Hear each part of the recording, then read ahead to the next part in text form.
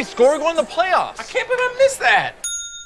Every time I'm buzzed, I spend too much time on my phone. I should take your phone away. No. I'll call for a ride. Wait, why does my face look like that? When I was growing up, my mom was extremely tidy. We were trained to put things back where we got them from. One day, when I walked into my mom's house, I felt like I walked to someone else's house. There was stuff everywhere. And just growing up the way I grew up and to see this transition was very alarming. When Sean talked to me, it was a wake-up call, and that's when I went to the doctor. Put the keys down, Kevin. But I'm gonna drive home. There are several warning signs present that you shouldn't be driving. I've taken 25 selfies in the last 10 minutes. 26. Yep, I'm definitely gonna call a ride home. Good evening and welcome to Eagle Eye News at 6. Eagle Eye has done a great job. And welcome to Eagle Eye News at 6. We are just having a great time here in Auburn, Alabama. The party is not over yet. Eagle Eye TV, Auburn's news leader. 5, 4, 3, 2, 1. Good evening and welcome to Eagle Eye News at 6. My name is Lucas Hazelrig. And I am Sophie Porter. Thank you for joining us. Tragic news coming out of Tallahassee today as a shooting this morning left 5 people injured and 2 people dead at Florida State University. The 2 deceased victims have not been identified but have been reported not to be students. According to law enforcement, a suspect has been taken into custody. The shooter has been identified as 20-year-old Phoenix Eichner. Eichner is the son of a Leon County Sheriff's deputy, and a gun owned by his mother, the sheriff's deputy, was found at the scene. The incident took place in the area of the student union.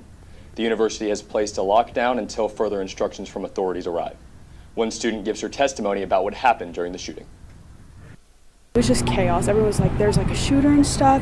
And so like these guys started like pressing the elevator button to have elevators come up and like put tables in the walkway to like block anyone from getting on the elevator. And then like some other guys like closed the doors to the 5th floor and then put tables and stuff there. We actually were by the windows. So like at the windows we saw cops running, students running. It was just like complete chaos. Everyone was like running all over the place. And then we saw like a gurney, and then like the gurney came back and the guy had his arm cut off, and I think like he was bleeding and like he had like bandages and stuff. And so like that was really hard to see. Last Tuesday night, the 2025 Greek Sing took place in Neville Arena, where the AU sorority dance teams that choreographed all semester long competed in the dance night of their lives. Albert Osorio has more on the story. It was the biggest Greek event this semester, the 2025 Greek Sing. The sororities packed Neville Arena to cheer on their dance teams to victory. There were some creative themes shown this year by the sororities, such as the Oompa Loompas from the Chocolate Factory, the famed villain Joker, a big tour bus, and definitely a personal favorite. The sorority dance teams did a fantastic job this year with their routines, but Alpha Delta Pi came up on top and won the event. After the event, Jasmine Nago, a member of the AU Panhellenic Council, spoke about the event and its impact. Greek Sing is such an amazing philanthropy event put on by the Auburn Panhellenic community. It is a way that brings together all 18 sororities to help benefit Habitat for Humanity. It is so amazing to see our amazing little community impact such an important philanthropy, and I hope to continue this tradition. For Eagle Eye TV, I'm Albert Osorio. Last Saturday, Auburn students danced the night away on Sanford Lawn for UPC's 4th annual Magnolia Ball. The event gives students across the university a chance to put on their best formal wear and enjoy a night of elegance, fun, and school spirit regardless of their university affiliation. Eagle Eye reporter Caroline Burrows brings us the story of that magical evening. Here on Sanford Lawn, Auburn students got ready to dance. Auburn University's Program Council Tiger Knights Committee hosted its 4th annual Magnolia Ball. Auburn University students gathered on Sanford Lawn to enjoy UPC's Magnolia Ball. Hosted on Saturday, April 12th from 7 p.m. to 10 p.m., the Magnolia Ball is a free university-wide formal. No matter their organizational affiliation, all students were invited to attend. Students were encouraged to dress in their best semi-formal attire and come with a date, friends, or just solo. Attendees were able to listen to music from a live DJ, hit the dance floor with their peers, enjoy a delicious catered meal, and commemorate the night with several photo opportunities. Student Savannah Anderson, Director of Special Events, tells us more. So we've actually been having Magnolia Ball for 4 years. This is the 4th annual one. It started off in the Auburn Hotel, and for the last 3 years we've had it here on Sanford Lawn, so it was a really big improvement there. With Magnolia Ball, we have kind of a catered dinner. Tonight we have chicken fingers, sliders, and macaroni and cheese, as well as a DJ or a live band sometimes. And we just try to create an environment for students to come and enjoy, create that kind of formal aspect for students who aren't in Greek life or aren't in other organizations that might have a formal like that. It's open to all Auburn students, whether it be grad students, faculty. If you have an Auburn ID, you're more than welcome to join us. And it's a great alcohol alternative for a Saturday night where we can just all come, have a good time, enjoy the band, and hang out together and be part of that Auburn family that some people don't have here at Auburn. The Magnolia Ball was hosted by the Tiger Nights Committee, whose goal is to curate fun experiences for students on Thursday, Friday, and Saturday nights through late-night alcohol alternative programming. And for Eagle Eye TV, I'm Caroline Burrows. Last Tuesday, April 8th, distribution of the 128th edition of Auburn's yearbook, The Glomerata, began throughout campus, with locations on Haley Concourse, the Recreation and Wellness Center, Gin Concourse, the Edge Dining Hall, and Ralph Brown Drawn Library. Distribution closed early Tuesday due to demand, and the Glomerata team held 2,880 books to distribute the following day. Distribution ultimately concluded Wednesday, April 9th, after all 9,000 books had been handed out. Books were free to all Auburn students and were distributed on first-come, first-served basis, featuring a little over 400 pages to highlight the past year at Auburn University. The book's cover was designed by Auburn student Emma Crawford. Glomerata member Sam Northcutt talked to us about why the Glom is important for Auburn. It's so important for Auburn because it's so unique to us. There's only a few universities that do this. And then it's also it's created by the students for the students. And it's just all about y'all and all about Auburn. And it's Last Thursday, the College Democrats, College Republicans, and the Libertarian Mises Society held the great debate once again in the Haley Center. And a great debate it was. The representatives of each political faction discussed divisive subjects such as Donald Trump's tariff and immigration policies. The night saw Democrats and Republicans duking it out, with the Mises Society siding with one or the other, sometimes opting for their own unique position as well. Towards the end of the moderator, he turned to those in attendance for questions, and the audience was political science professor Dr. Paul Harris, who brought his global politics class with him to the debate. We went to speak with the representative of each party and asked them what their thoughts on the debate were and what goals they had going in. On the surface, it might seem kind of unstable, and there's a lot of questioning surrounding this administration right now. And I just kind of wanted to subside some of those fears and really just clarify what we're about as a party, and supporting our stance on immigration, supporting things like the DOGE budget cuts and things of that nature. This time, I believe that I'm coming at this with almost a negative stance, because it's always easy to criticize the current administration so much more.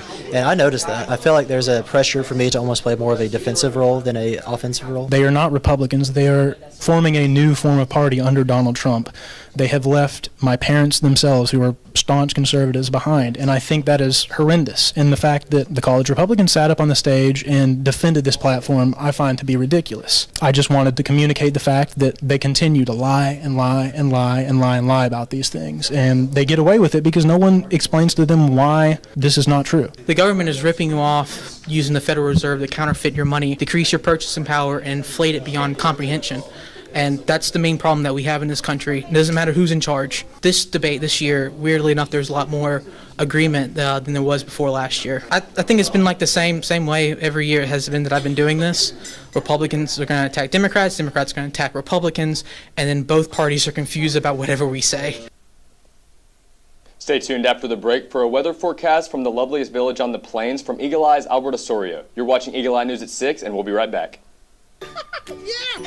Sam, Elmo! Oh, hey, Julia. Are you ready to play band with us? I'm gonna play my clarinet. And Elmo's gonna play his drum. Drum loud. Oh, well, you know what to do, Julia. Julia knows. Mm-hmm. With Julia's autism, loud sounds can be too much. But she still loves to make music. Play band. Early screening for autism can make a lifetime of difference. Find out more at screenforautism.org.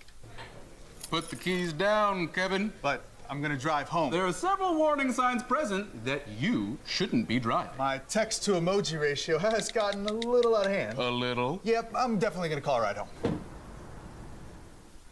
Yo, Scott. Hey. I'm heading out, man. You want to ride? No, I got my car, but I actually really need to go to the bathroom. You know what? I was just in there. The line is like 10 people long. You know, I think I'll just...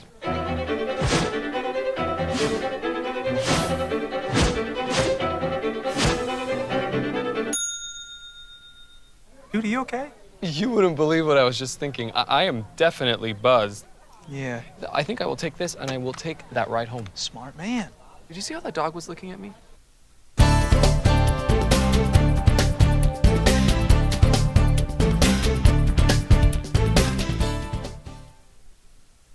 Welcome back to Eagle Eye News at 6. My name is Albert Osorio, here with your weather outlook for this week on the plains. It was mostly clear blue skies this week with some clouds on Monday and Tuesday. The highs were up to around 82 degrees and the lows were down to 68 degrees.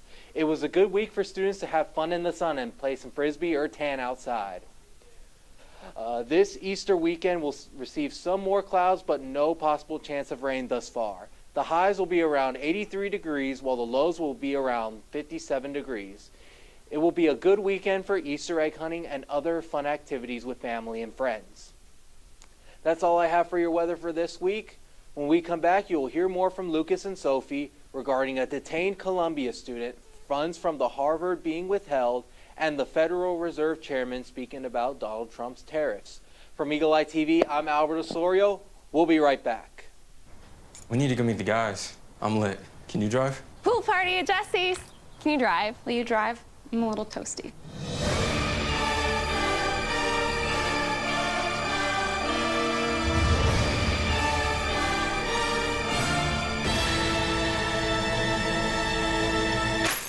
Nope. Nope, I'm high. But I can order us a ride. Okay. Friendly reminder, don't drive high. If you feel different, you drive different. Pool party at Jesse's. Can you drive? I'm toasted. Nope, I'm high. But I can order us a ride. Okay. Friendly reminder, don't drive high. If you feel different, you drive different. Or that the projections would be flood next Thursday? I can't do Thursday, but I can do Friday. Disasters don't plan ahead. You can. Talk to your loved ones about how you're going to be ready in an emergency.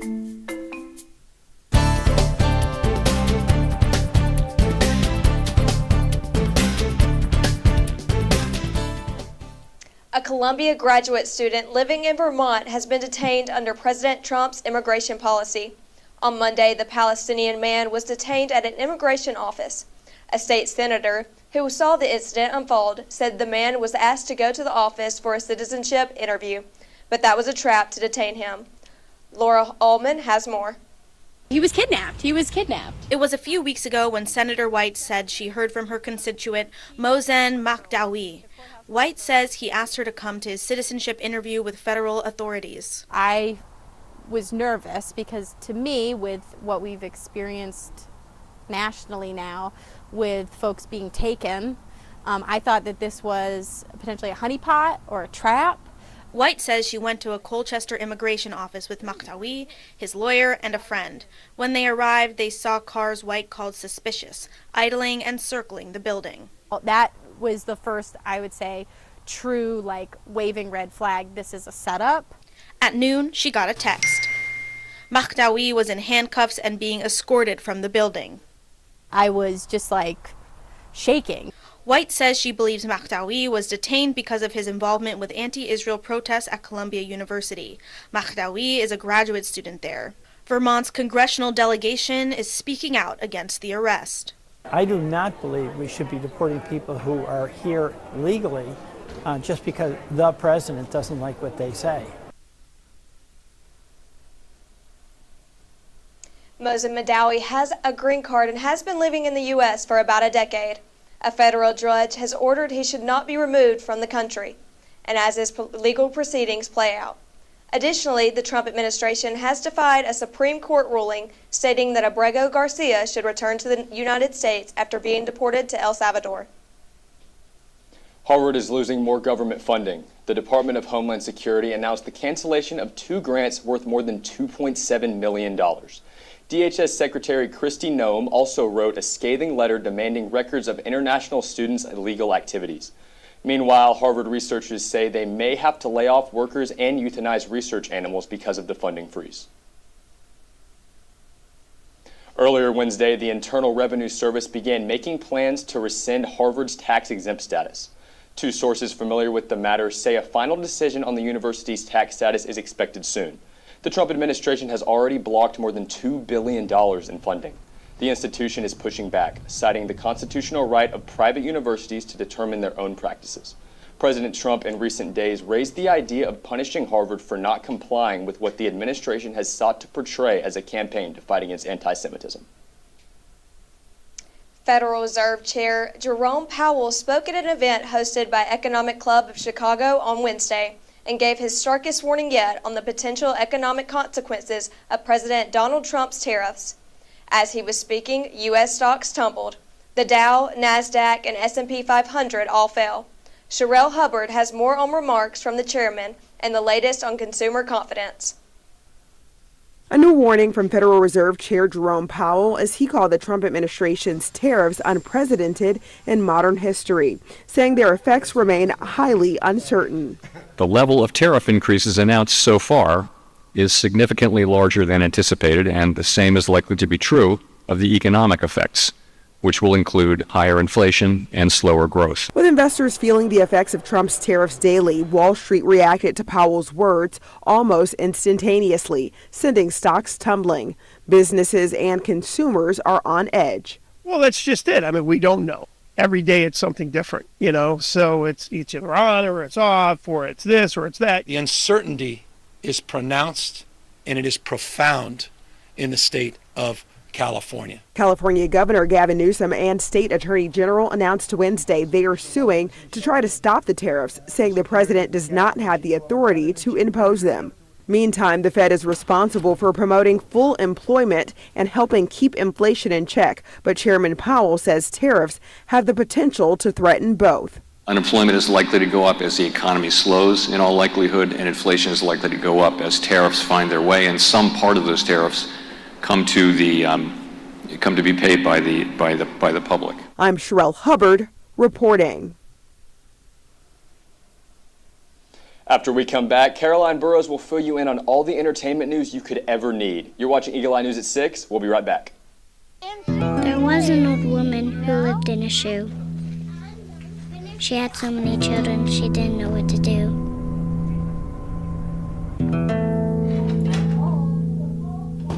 She gave them some broth without any bread and kissed them all soundly and put them to bed. Hunger is a story we can end.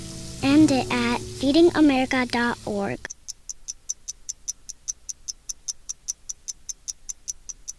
I was living in a shelter juggling 3 jobs. I had to be resilient. That's something that you can't teach. You can achieve a lot using your imagination. I mean, I don't like to brag, but... Wait, who's that? And why is she all over these achievement awards? But with STEM, the sky's the limit. Shaboom! Use STEM to envision... Okay, I'm seeing it. Yeah! Invent... Got any ideas? I've got a few, actually. And create a better world. Told you she's super smart. If she can STEM, so can you. Find out more at She Can STEM.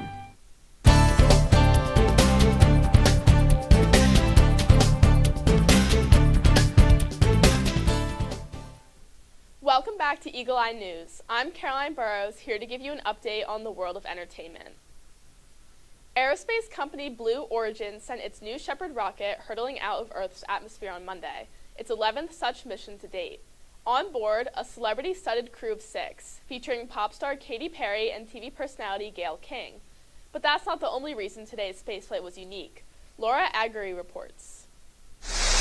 Blue Origin's New Shepard rocket launched off its pad in Van Horn, Texas this morning. Liftoff. In a capsule atop the fiery send-off, the first all-female flight crew in space in over 60 years. Yes. Among them, pop star Katy Perry, journalist and Oprah bestie Gayle King, movie producer Carrie-Anna Flynn, Amanda Nguyen, a women's rights advocate and the first Vietnamese woman to fly in space, Aisha Bo, a former NASA rocket scientist and entrepreneur, and Lauren Sanchez, who organized the flight and is also engaged to Blue Origin's founder, Amazon billionaire Jeff Bezos. The New Shepard's capsule only 12.5 feet wide. Perry shared a look inside on her Instagram ahead of the launch. Here I am. Seat number 2. Their suborbital flight, reaching just beyond 62 miles above Earth, lasted only a few minutes. But the experience and memories will last much longer. You look at it and you're like, we're all in this together. All these things that divide us, but we're not. Perry carried a small daisy, honoring her daughter's name, but also as a symbol of those confronting their fears. They go through cement, they go through cracks, they go through walls. They are resilient. Gayle King was one of them, challenging her own crippling fear of flying. I'm so proud of me right now. I still can't believe it. Of the more than 700 people who've traveled to space, only about 15% have been women. It's about making space for future women and taking up space and belonging. I'm Laura Aguirre reporting. A brief scare occurred at the Coachella Valley Music Festival in Palm Springs, California. Police arrested a man on Saturday who allegedly claimed he would bomb the event. The arrest unnerved festival goers and people who lived near the festival. Maria Garcia spoke with some residents and has more. There is a lot of children here, and obviously there's a park right next to where we live, and it was just concerning because we never see this around this type of neighborhood. Lizbeth Vitasio, resident of the area, was worried to see multiple police cars in her neighborhood. We were doing an Easter hunt this morning, and we just walked back in from the Easter hunt, and then we look out the window and we just see cop vehicles taped, and we weren't sure what was going on, but that was a little scary for the kids to be around. Vitasio says she was planning on having her baby shower, but had to change her schedule around. We were planning a baby shower, so it was a little concerning to figure out what we were going to do, but we figured it out. Just before 1 this afternoon, deputies responded to the Agua Caliente Casino in Cathedral City after security there reported that a man driving a Tesla claimed he would be responsible for a mass attack at Coachella Fest.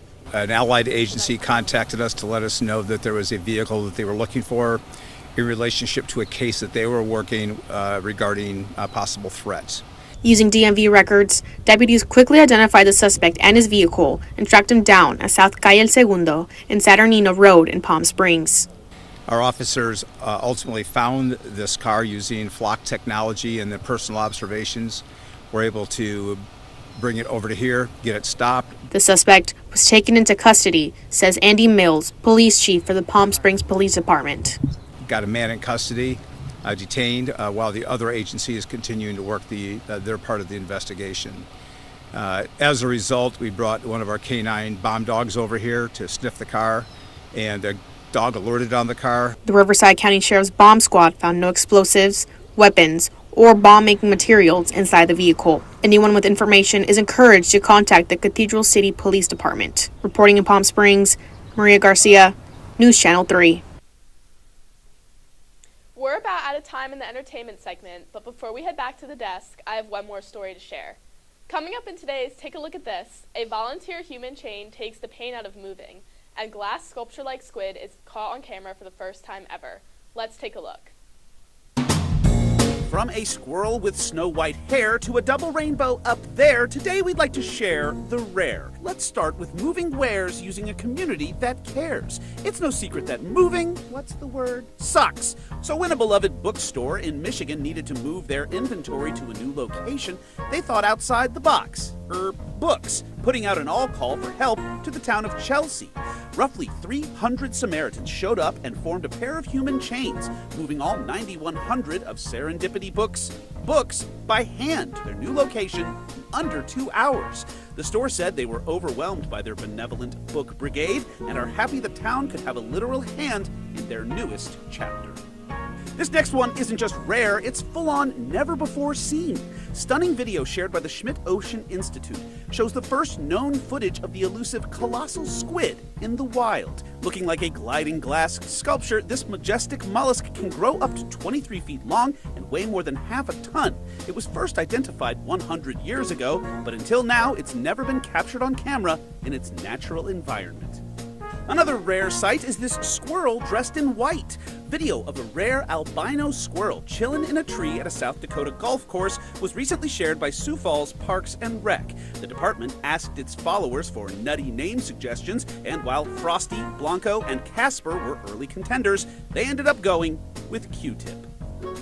Finally, we leave you with a zen-like look at a rare double rainbow caught shimmering and glimmering over a Rhode Island bridge at dusk. And while there were likely no pots of gold to be found at either end, it doesn't make this colorful double take any less priceless. For Take a Look at This, I'm Jeremy Roth. Thank you, Caroline, for keeping us updated. Starting off today's quick hits, we have an Auburn basketball update. Chad Baker-Mazara announced today he will be entering the transfer portal. Mazara averaged 9.5 points for the Tigers en route to their second Final Four in program history. Eric and Lyle Menendez, known for the 1989 murders of their parents, are set for a hearing beginning today to determine if they will be eligible for a reduced sentence and path to parole. The brothers have re-entered the public eye after a Netflix documentary in 2024 where the brothers spoke out for the first time in nearly 30 years. This weekend will be the first 41st edition of WrestleMania. The two-day wrestling extravaganza will be held in Allegiant Stadium in Las Vegas and will feature John Cena taking on WWE Champion Cody Rhodes in the main event after Cena turned heel for the first time in his career earlier this year. Unfortunately, that's all we have for you tonight, but for more Auburn news, head over to our website, eagleeyeauburn.com, and check out our social media pages. My name is Lucas Hazelrig. And I'm Sophie Porter. Thank you for watching, and War Eagle.